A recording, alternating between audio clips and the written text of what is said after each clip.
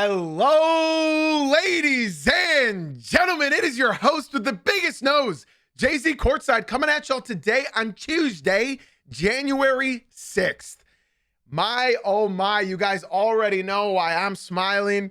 We'll get into it, but I think you guys already know is the headline game, national television. We got a lot of games from last night that we got to talk about. Hope everybody's doing absolutely phenomenal on this wonderful, cheeky Tuesday. We have a lot of games that I want to go over. In fact, today's episode was supposed to be predominantly my bold takes for the rest of the NBA season, and I had to completely pull an audible and change up the topic of discussion today. So we'll hopefully do the bold takes tomorrow. So hopefully we have some boring NBA games tonight. I can't imagine Mavs Kings is going to be incredibly entertaining. I think tomorrow is the more like headliner game with the Lakers and Spurs playing each other. But today we are instead going to be breaking down some of the games that happened last night. Most of them went down to the wire. And I'm sort of going to be ranking the games in order of how entertaining I think they all were. Now, starting with the headliner game, of course, you guys know I like starting with the earlier games because that's the games that has the most viewers. And in case you don't know, last night it was, I think 3 games on Peacock. So pretty good, all things considered. I do want to say, podcast listeners, be sure to leave a 5-star rating and review. We need some more 5-star reviews on Apple and Spotify. TikTok viewers, be sure to just keep double tapping that screen. Get a bunch of likes over there. YouTube, same as y'all.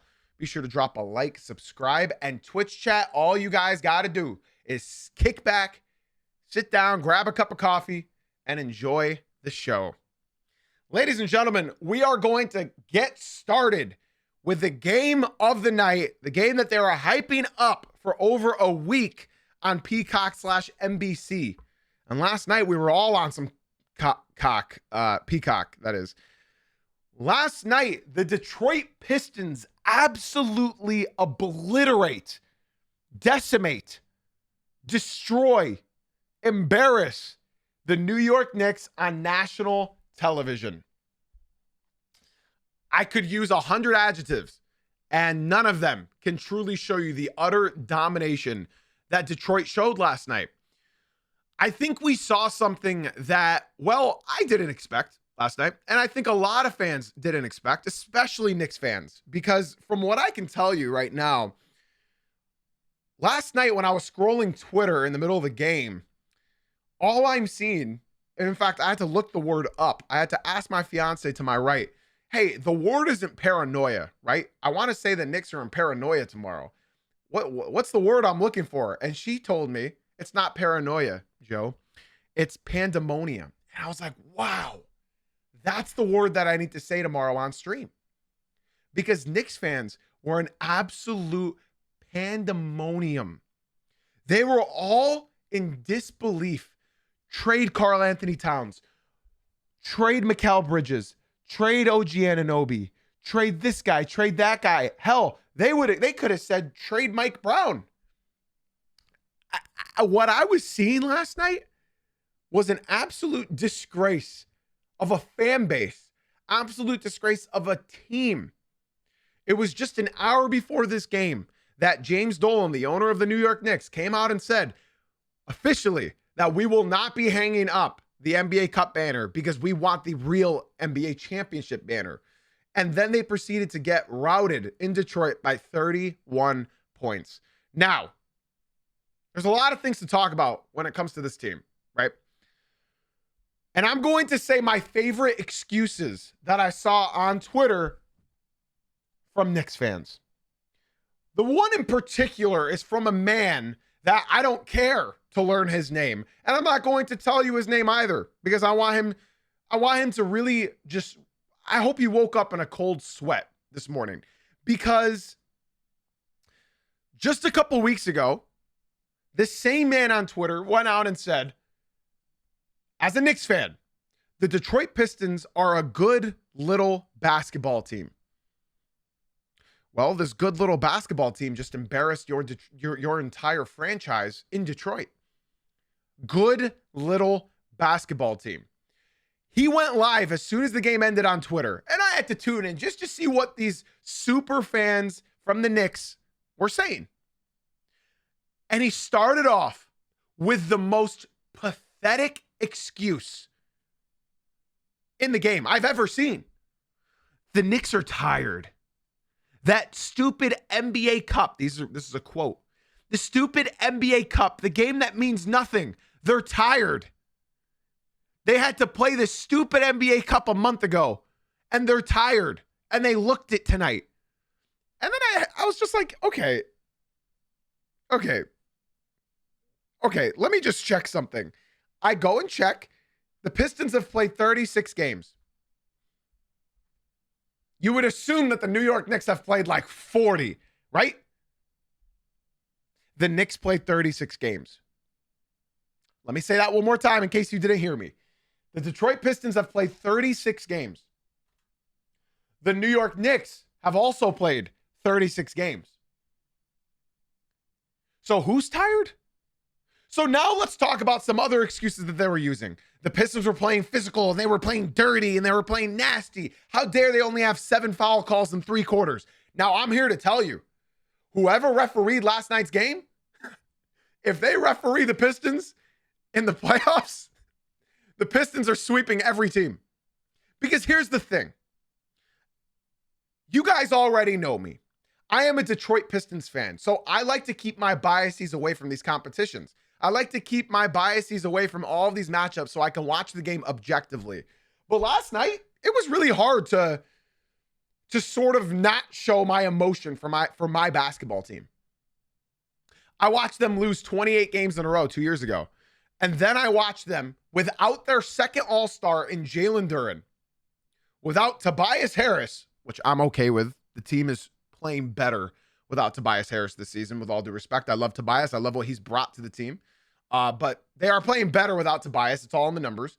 And without Karis LeVert, again, another player that I think the Pistons should move by the trade deadline.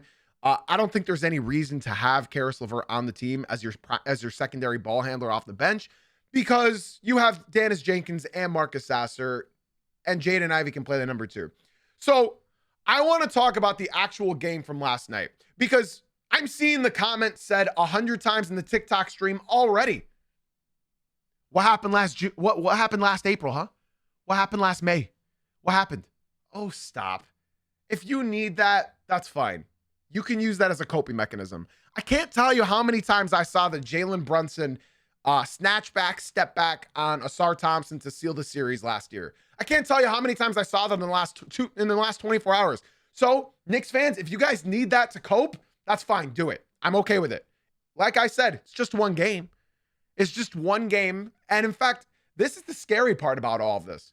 It may have been one game, but it was the most important game of both these team seasons so far. The NBA Cup wasn't more important than this. The NBA Cup was not more important than this. The Knicks knew that this is the game that they're going to win. They've been talking about this game for weeks. In fact, they went and asked Isaiah Stewart 3 weeks ago, Beef Stew. They asked Isaiah Stewart 3 weeks ago. They said, Stu, if you were playing in the series last year against the New York Knicks, because in case you don't know, the Pistons were missing Isaiah Stewart and Jaden Ivey. They asked him, if you were there in that series, would the outcome have gone differently? And Isaiah Stewart said, yeah, we would have won. So they took that interview and they showed that exact interview to Karl Anthony Towns.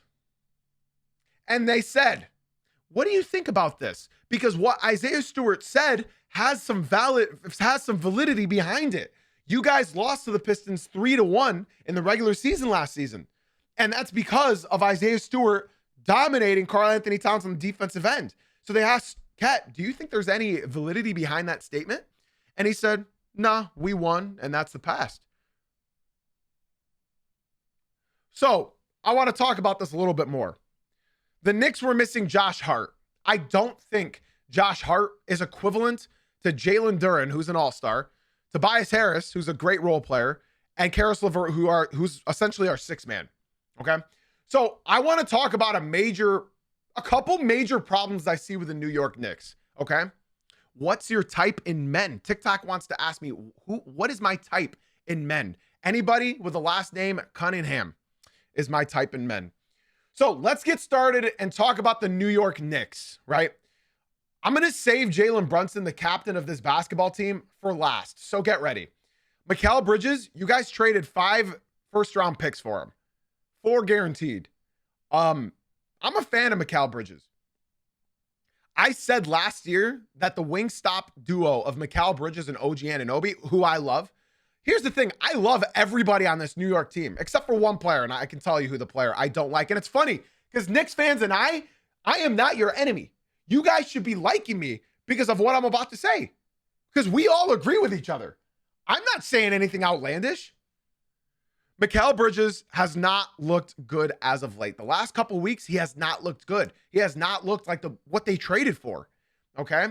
Let's talk about OG Anunoby. Wow. Let me just say this about Mikal Bridges and OG Anunoby.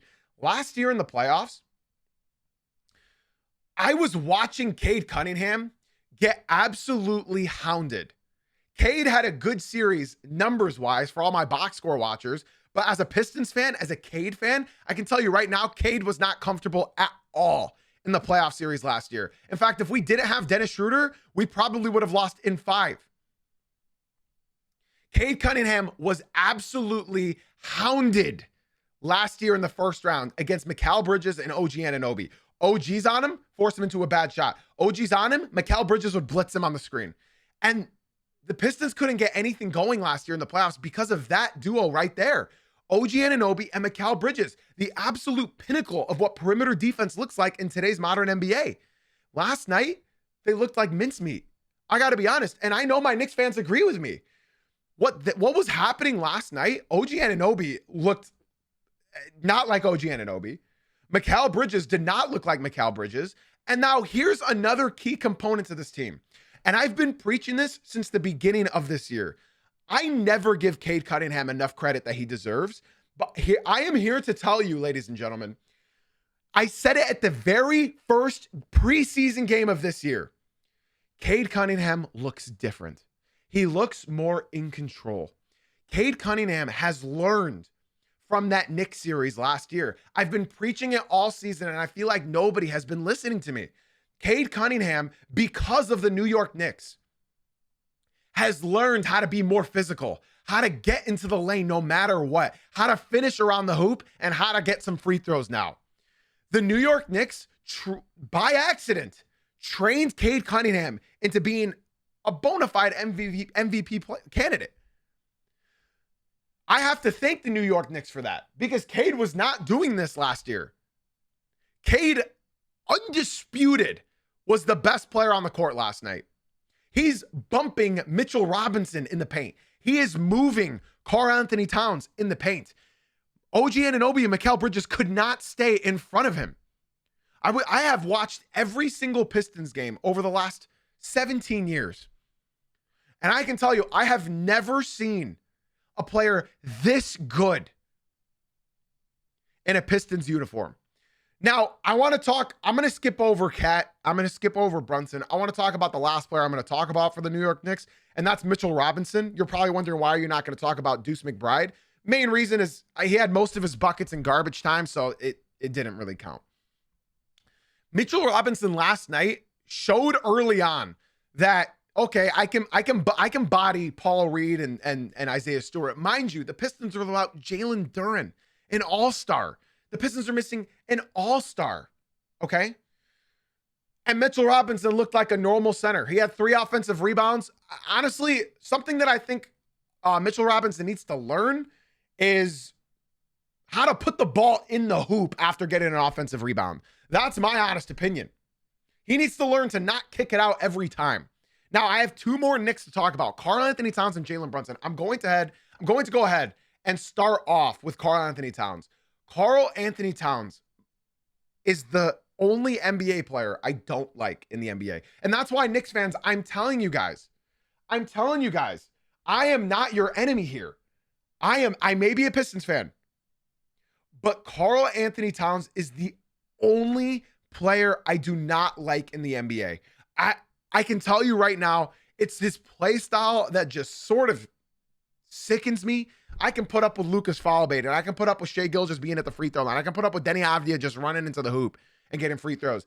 But Karl-Anthony Towns last night had more turnovers than shot attempts.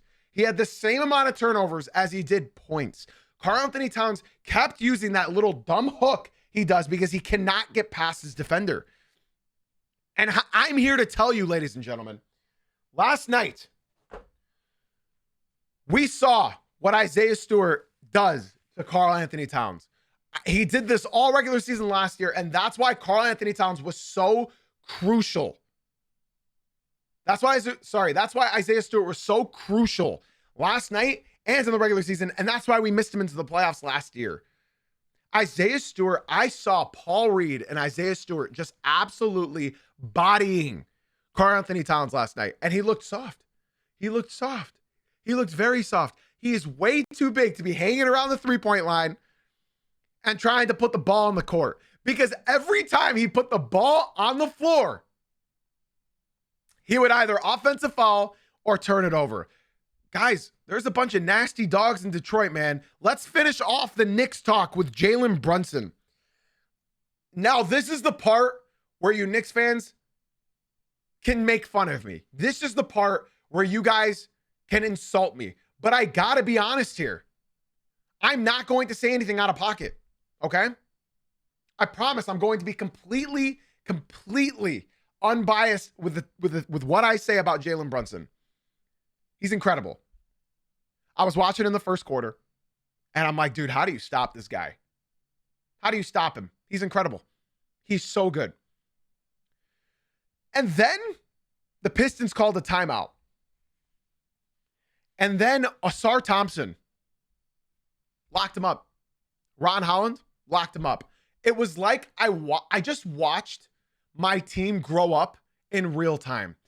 Ausar Thompson could not guard Jalen Brunson last year, not to the extent of we know how good he is. We know how Ausar Thompson is at defense. He's number one in all points of attack defensively. Ausar Thompson, by the numbers, is the best perimeter defender in the NBA right now. Numbers back it all up. And something that Ron Holland, a second-year player, and Ausar Thompson looked like. They allowed Jalen Brunson to get 12 points in the first quarter, and he scored 13 from then on. They learned how to guard Jalen Brunson. All you do is guard without your arms. Keep your arms down. He's going to bait something.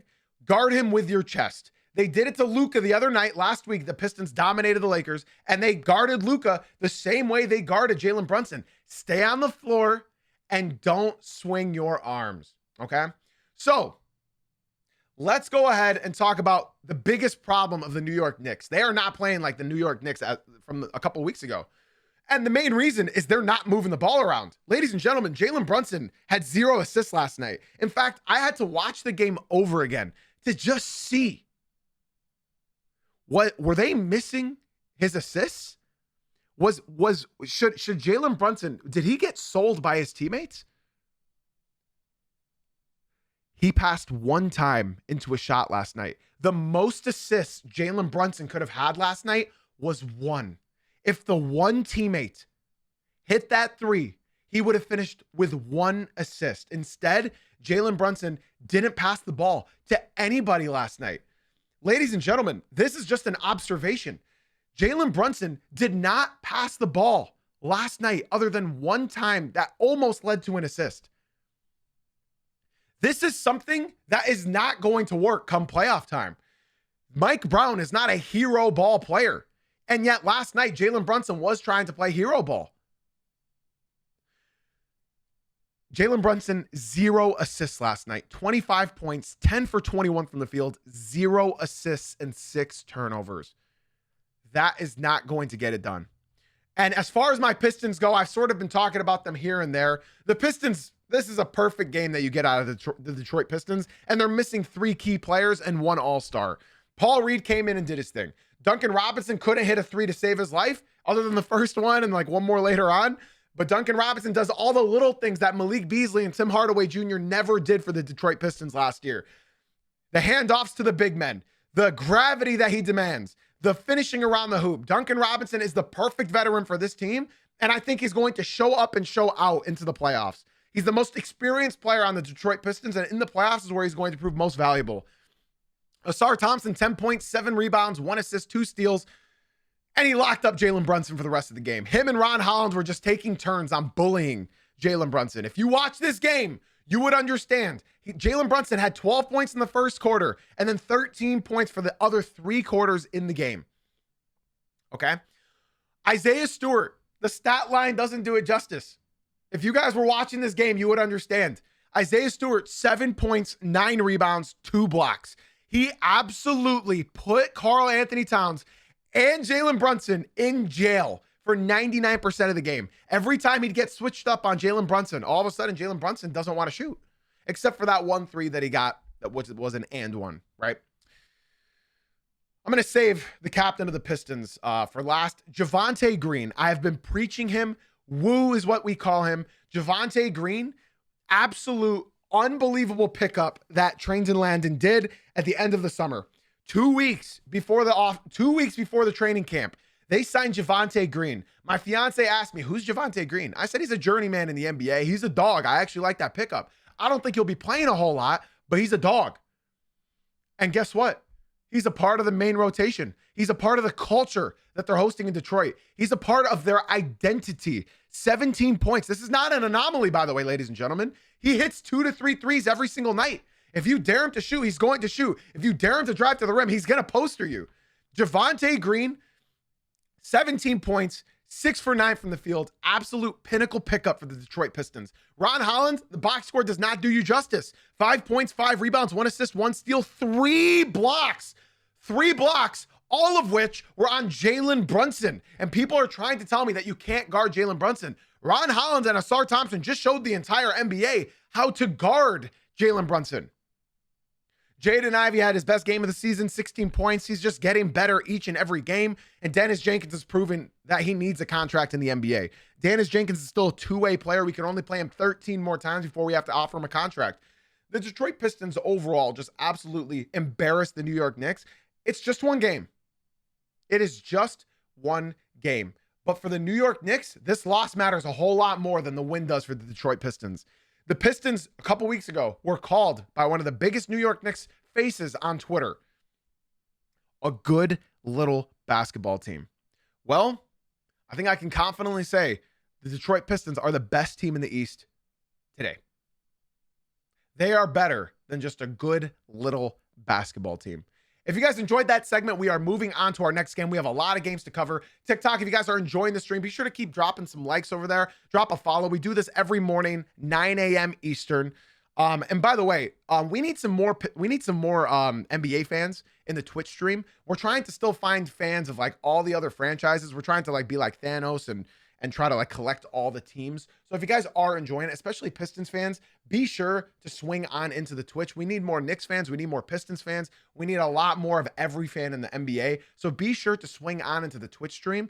Exclamation point, or sorry, I guess the commands don't work over there, but look up Jay-Z Uncut on Twitch or just click the link in my bio. We need more Pistons fans. We need more Knicks fans. We need a whole lot more of you fans. Come over to the Twitch, join our community, get away from all the morons in the TikTok. Let's move on to our next game. Oh, by the way, before I move on, something that the Pistons did last night that they never did last year is attack Jalen Brunson. Jalen Brunson is piss poor on defense. He can't do anything. I mean, this was an and one for Cade. This just shows you how good Cade is. But I mean, the Pistons didn't take advantage of this at all in the playoffs last year. Just get Jalen Brunson in the pick and roll action. Look at this dude. He's absolutely lost. Jalen Brunson can't play defense. And then, I mean, on top of all of that, the Pistons star player not just plays defense, but he's the best defending point guard in the NBA. Are you kidding me? Are you kidding me? Are you kidding me? That if your point guard is doing this, what can't your point guard do? What can't your point guard do? Now let's move on. Sorry, podcast listeners. I didn't show the Twitch chat what I was talking about. Let's move on to Kevin Durant's game-winning shot last night against the Phoenix Suns. This game was very, very fun to watch, especially the second half. I'll tell you what. The stats tell you that the Phoenix Suns should have won last night. They should have won last night. But the Houston Rockets came up late and came alive. This was all without Alperen Şengün as well. Kevin Durant, they called him on the game. He's one of the best closers in the NBA. And I was in my Discord server talking with my community. And I was like, did I just hear the commentator say Kevin Durant's one of the best closers in the NBA? No, he's not. I can't remember the last time he hit the final shot of the game, right? I started to think of like the Mavs shot that he hit against Dallas like 15 years ago. And I said that. And then Durant hit a three and told him to get out of here. Go back to Phoenix. So I was just wrong. I was just wrong there. Jay Money, big shout out to you for leaving the TikTok stream and coming through to the Twitch stream. I appreciate you. For everybody that's watching as well, if you come into the Twitch stream and watch for 3 streams, I will gift you a $5 sub, which means no ads for 30 days. So if you guys do come into the Twitch stream, let me know who you're a fan of. Get involved in the conversation because I really only read my Twitch chat. Be sure to come through to the Twitch, watch for 3 streams in a row, and I will gift you a sub personally out of my own pocket. Okay? So Jay Money, shout out to you for coming through to the Twitch.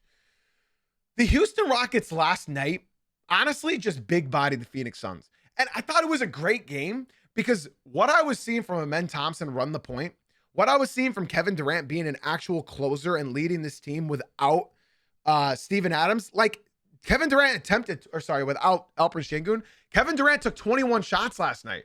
Kevin Durant has been averaging like 14 to 15 shots every night, right? And he actually took 21 last night.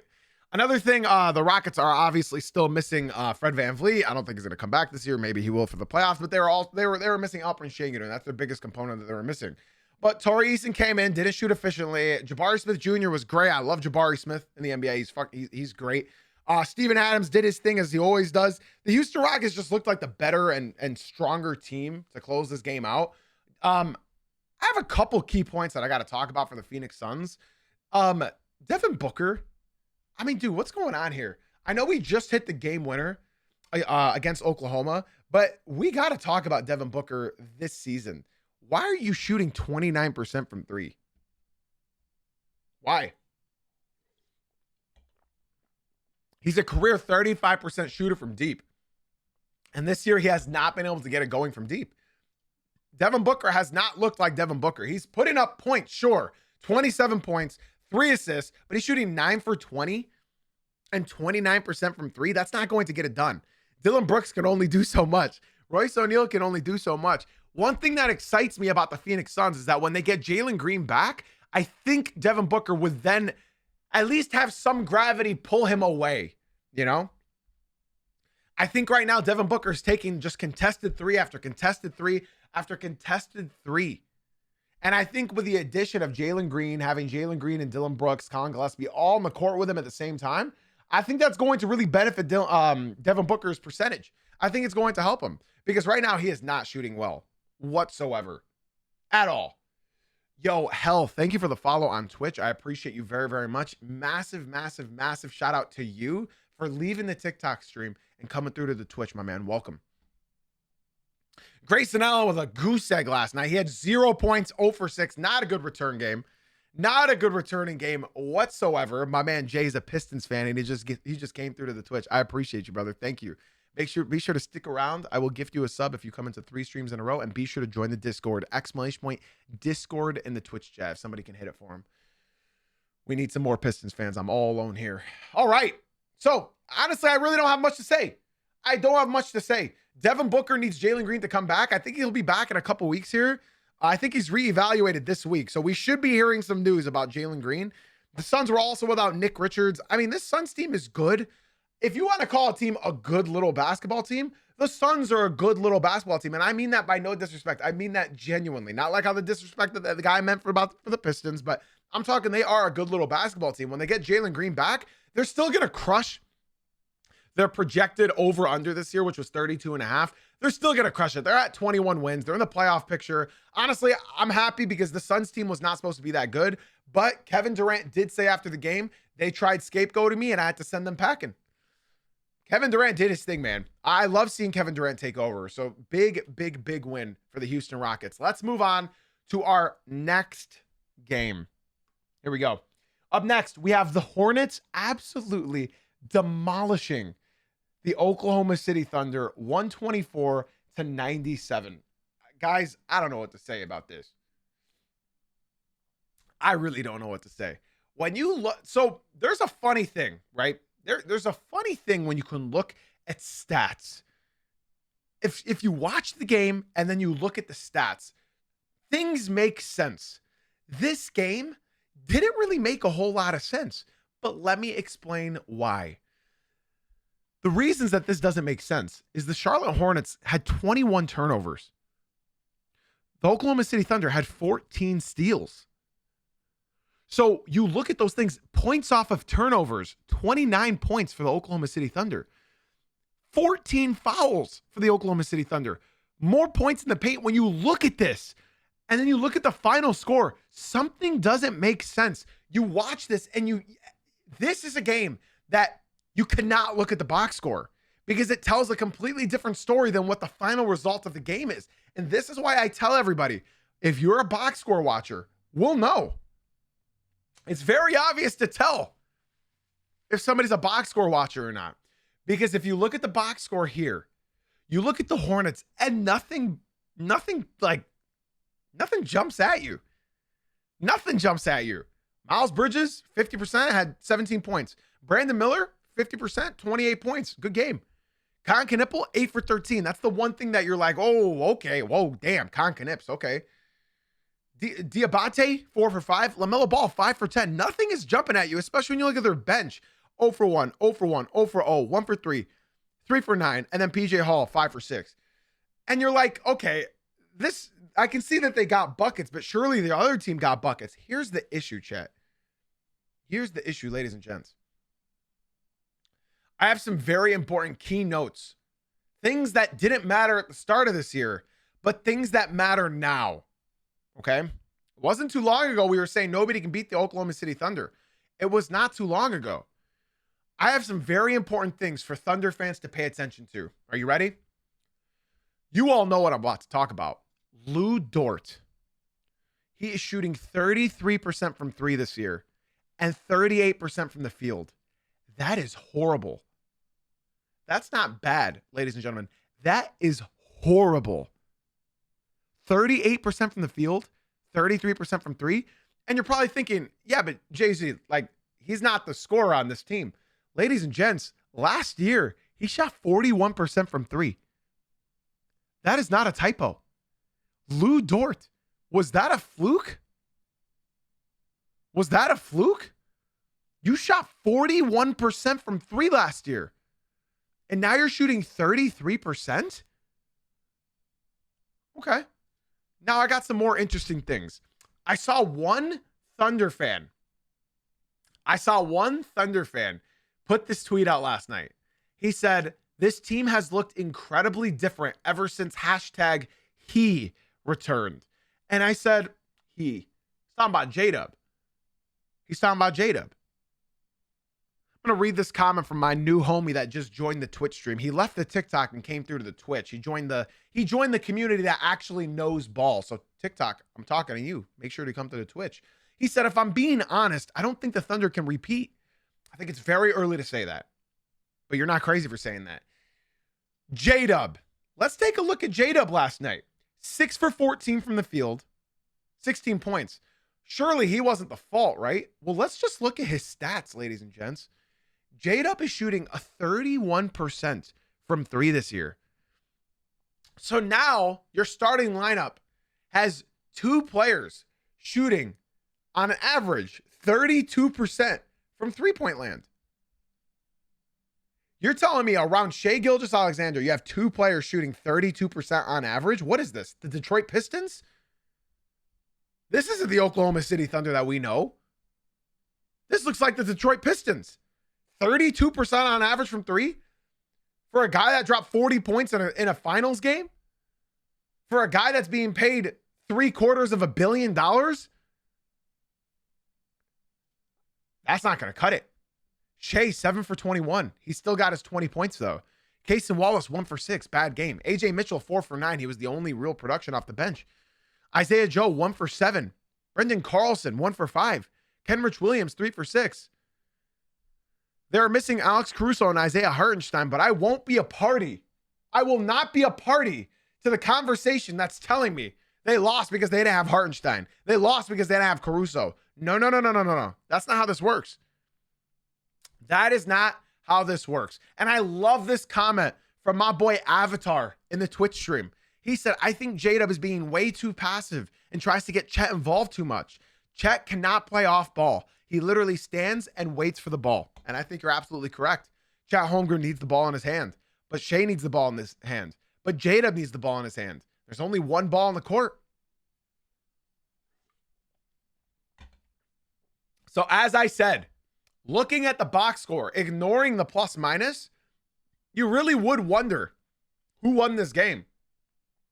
But the eye test tells you everything. And from that one LaMelo Ball shot that he hit, falling out of the corner, and he hit that was unbelievable. That was unbelievable. This team is just, the Hornets, in my opinion, ladies and gentlemen, in my opinion, the Charlotte Hornets, and I'm going to say this with my chest, with my full chest. If the Hornets can stay healthy, they are going to have a leap similar to the Pistons did last year. Not this year, last year. Year 2 of Con Knips. Maybe more development with LaMelo Ball and Brandon Miller. Honestly, if you want to get rid of LaMelo Ball, that's fine. As long as you can get another point guard. You can move a lot of pieces on this team. Colin Sexton can get moved. A lot of these players can get moved. It's just a matter of not, or if they can build a team around this team. Because right now, you can see the vision. This is the NBA, ladies and gentlemen. Anything can happen on any given night. Last night happened to be one of the Charlotte's nights. But to be honest, they are fun to watch. And I can't even watch them unless it's illegal. Because I'm in North Carolina and I have League Pass, so I can't watch them because it's blacked out. It's stupid. Guys, we have so many games to cover. Let's go ahead and move on to the Denver Nuggets B team defeating the Philadelphia 76ers. I can't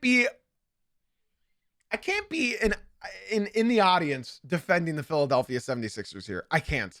This was atrocious. The Denver Nuggets went on a 14-0 run to send this game into OT last night. And then the Denver Nuggets won it in overtime. 76ers had opportunity after opportunity after opportunity after opportunity after opportunity. VJ Edgecombe did his thing. Tyrese Maxey did his thing. But unfortunately for them, they didn't do their thing in the clutch. VJ Edgecombe did stuff.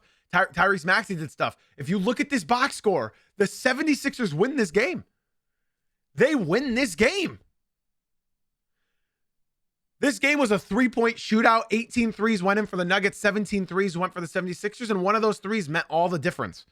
Again, the team with more turnovers won the game. Just like the Hornets and Thunder, the team with more turnovers won the game. I can't imagine these lineups ever practiced together. And yet here they were. Jalen Pickett dropping 29 points. Spencer Jones, 10 points. Peyton Watson, 24. When I opened this game up on Peacock, the way that Peacock was advertising this game had Peyton Watson and Tyrese Maxey's face on it. Peyton Watson and Tyrese Maxey's face on it. And somehow the team with Peyton Watson as the face won the game. Bruce Brown, 19 points, hit some clutch threes at the end of the game. Zeke Naji, 21 points off the bench, shooting 7 for 11. Hunter Tyson, who? That's right. If you're a casual, you'd have no idea. Bro, the Nuggets were without Nikola Jokic, MVP, Aaron Gordon, Jamal Murray, Cam Johnson, Christian Brown, their entire starting lineup. Not just that, they were missing Tim Hardaway Jr., their 6-man.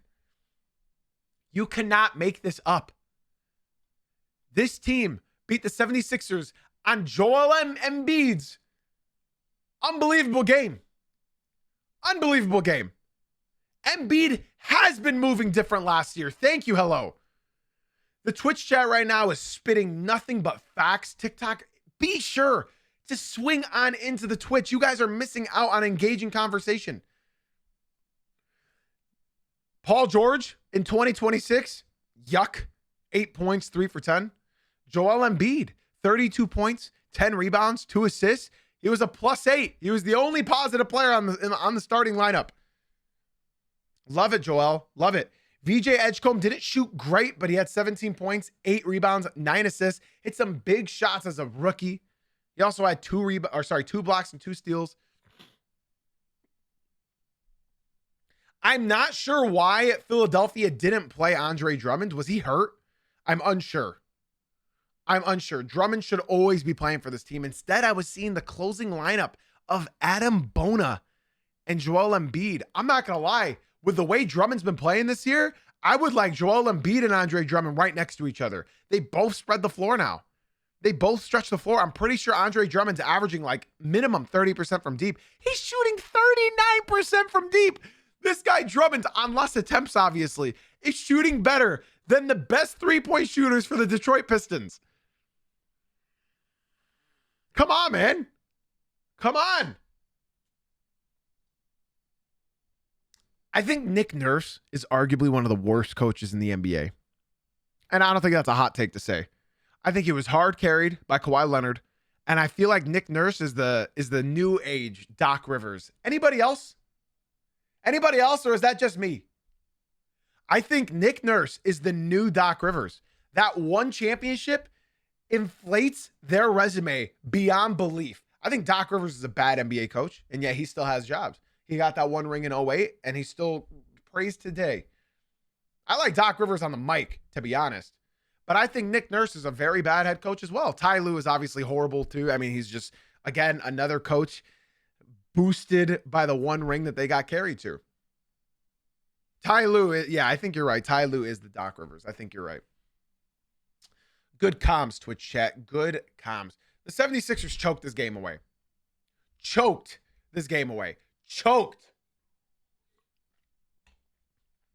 You're losing to a starting lineup of Bruce Brown, Jalen Pickett, Day'Ron Holmes II, Spencer Jones, and Peyton Watson. That's not a good win. And in fact, that was in Philadelphia, ladies and gents. That was in Philly. You cannot be losing games like that. That's why I believe in the NBA standings, right? In the NBA standings, there's a huge cutoff after the 4th seed. Major cutoff. Me personally, I think the Magic are going to be the 5th or 4th seed. I think the Magic will climb up. The 76ers are not a 5th seed. And I think they will be dropping here shortly. After 3 seed, really. I'll be honest. Yeah. I think after the 3 seed, like top 3 seeds, obviously not standing wise right now, but this is how it is. This is the top 3, and then it's sort of everybody else. But the Cleveland Cavaliers, it's just funny. I didn't say it earlier, but I do have to say it, and I will wrap this up very quickly. There were 2 teams that every NBA fan was saying was going to come out of the East before the season started. The Cleveland Cavaliers and the New York Knicks. The Cleveland Cavaliers and the New York Knicks were the only 2 teams people said were going to come out of the East. The Pistons beat them both on a back-to-back. Come on, man. Come on, man. And for our last game to talk about from last night is Jimmy Butler's game-winning shot does not fall in LA. They fall and they lose.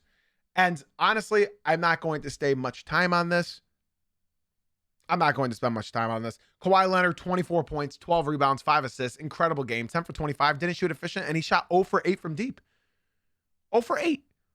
John Collins, immaculate game. 18 points, 7 for 12. I really liked Kobe Saunders last night. He played really, really well with missing Bogdan and missing Derrick Jones Jr. I really like Kobe Saunders. He's a really good player. I like him a lot. Now, my issue is the Warriors. My God, are they mid? My Lord, are they mid?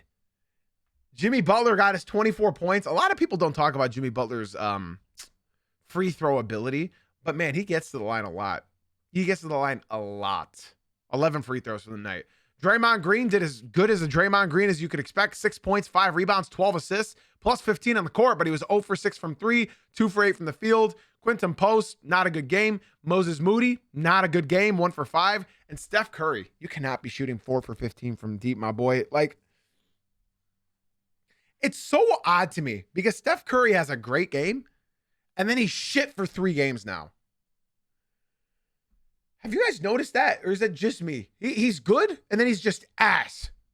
I don't know. This has been happening all year long. That's why this team can't win. And I understand that Steph Curry is old, and I understand Steph Curry was out for some time, but my Lord, he is so consistently inconsistent this season. And I think he started doing this last year. It's weird. Like, he's good, and then he's just buns.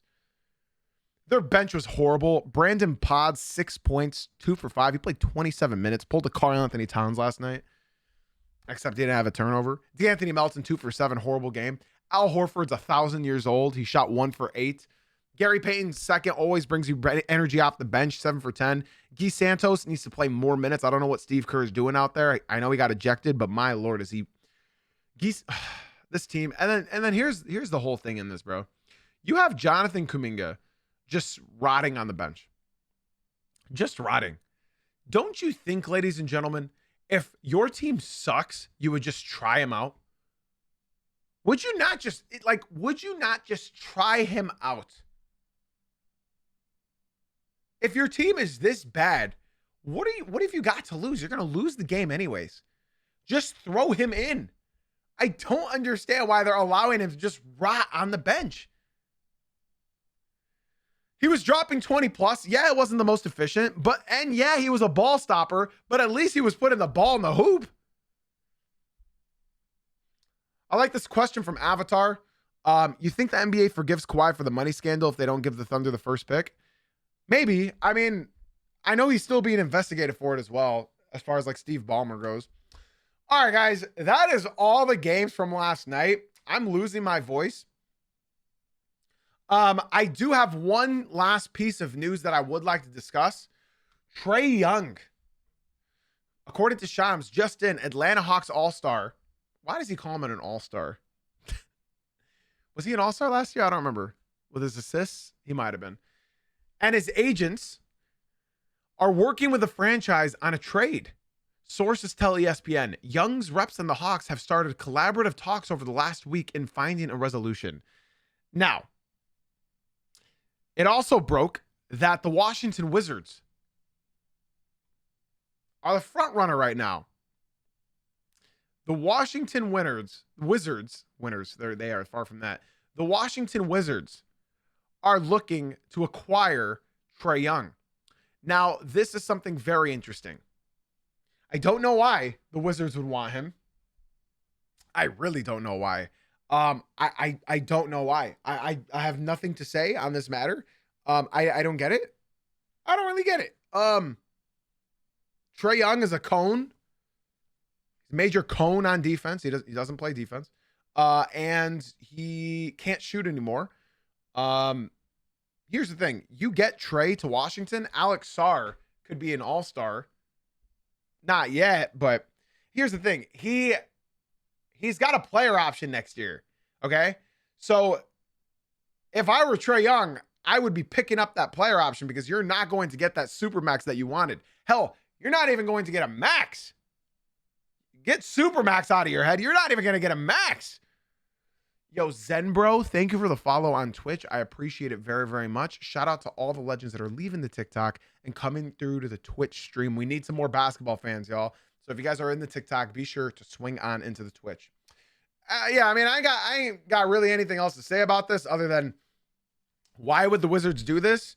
I understand why the Hawks would do this, but why would the Wizards do this? I don't know. Quick Scoping is asking me, would Trae Young help out with Jordan Poole? Quick Scoping, Jordan Poole is not on the Wizards anymore. Jordan Poole isn't even in the conference. He is on the Pelicans. With that, we just saw who our casual fan of the day is. Ladies and gentlemen, boys and girls, that is going to do it for today's episode. If you guys did enjoy, be sure to drop a follow on whatever platform you're watching / listening on. Podcast listeners, be sure to leave a 5-star rating and a review. Twitch chat, do not go anywhere. We are not done yet. Okay? Do not go anywhere. Twitch chat, stick around. Okay? YouTube, TikTok, have a blessed day. Spotify, Apple, appreciate all of y'all for listening. Have a wonderful day. I got nothing left to say, except we'll be back tomorrow morning at 9 a.m. Eastern as per. Thank you for being here. Thank you for being you. And as always, guys, thank you for watching / listening. And I'll catch y'all tomorrow morning at 9 a.m. Eastern. Have a good one, y'all.